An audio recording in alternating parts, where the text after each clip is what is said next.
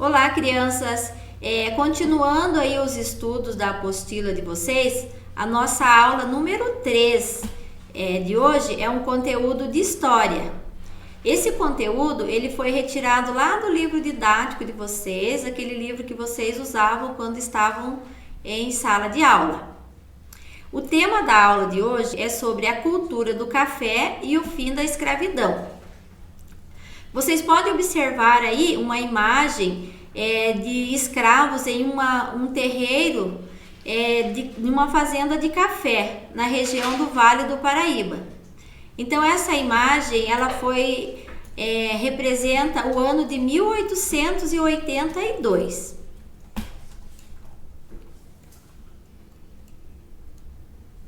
A cultura do café.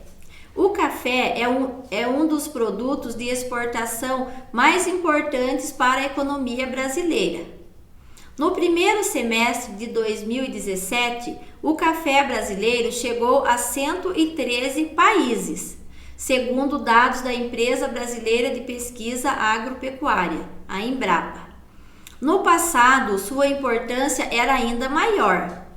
Entre a metade do século XIX e as primeiras décadas do século XX, o café correspondia a 3/4, ou seja, 75% de tudo o que o Brasil exportava para o exterior. Aqui então tem uma imagem de grãos de café torrado e aqui embaixo nós temos aqui então um gráfico.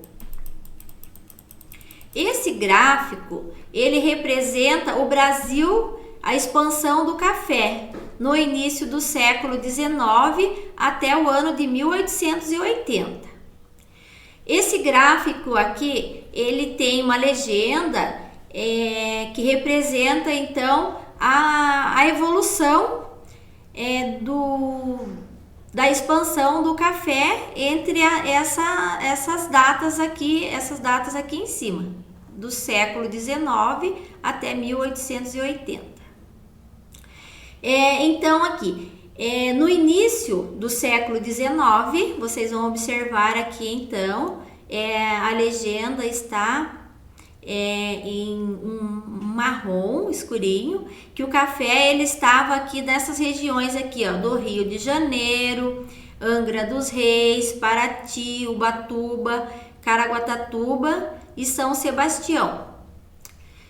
Já que na década de 1830, está representado aqui em laranja, o café já expandiu para outras regiões aqui, ó. Resende, Lorena, Guaratinguetá, Taubaté, Piratininga e Jacareí. Então o café ele já deu uma expandida. No início do século ele estava aqui só beirando então o litoral. Agora em 1830 ele já expandiu.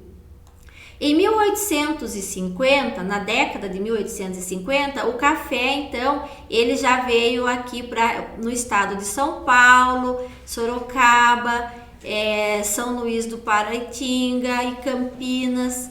Olha como ele já cresceu. E aqui, por último, na década de 1880, então, ele já atingiu aqui uma região bem maior, que está representado aqui em verde, ó, Ribeirão Preto, Araraquara, e aumentou então o tamanho.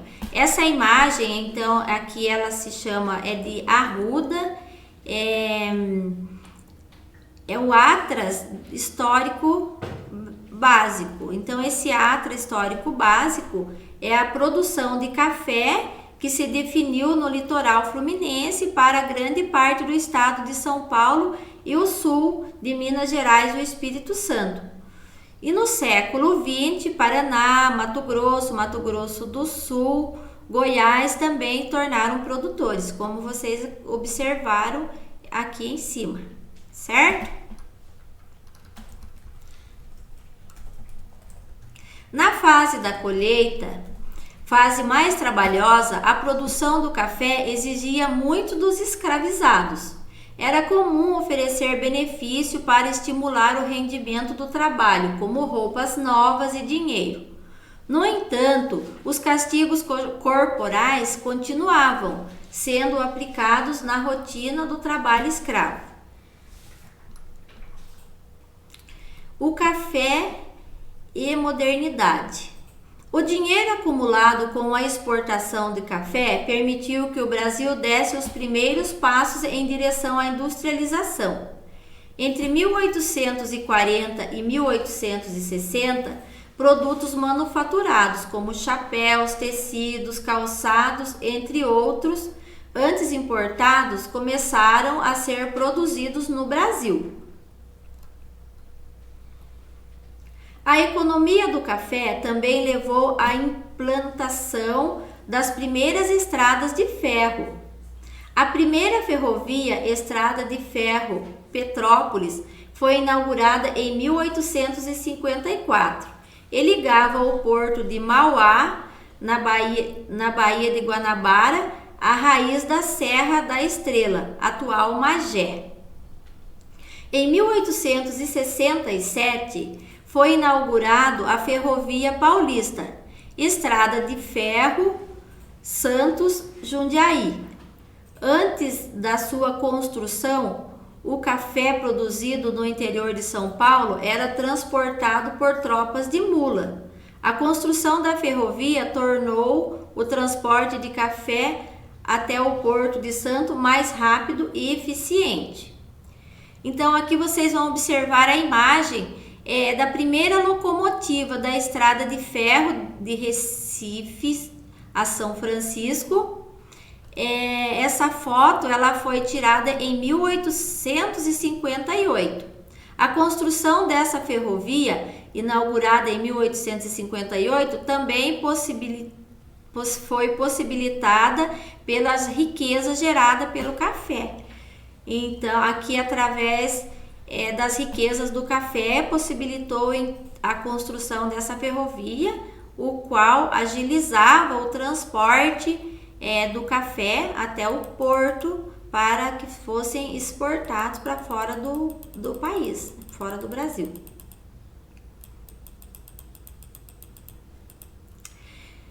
Compare os gráficos a seguir e responda as questões. Aqui já é uma atividade número 1. Aqui embaixo, aqui tem um gráfico.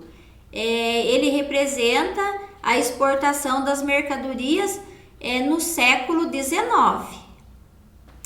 A legenda aqui, ela está representado aqui o café, o açúcar, o fumo, a erva mate, o algodão, o cacau, a borracha e couros e pele. De 1821 a 1830, o café representava 14,4% dos produtos exportados. O açúcar representava 31% dos produtos. O fumo representava 2,5%. Erva mate em 1821 a 1830 não aparecia no gráfico. O algodão representava 20,6%. O cacau tinha uma quantia mínima ali de 0,5%. Borracha nesse século ela não era exportada nessa época, e muito menos o couros e pele, eles representavam 16,3%. Já na década de 1881 a 1890, o café representava 61,5%. Então, quer dizer que o café aumentou a proporção aqui na exportação. O açúcar caiu para 9,9%.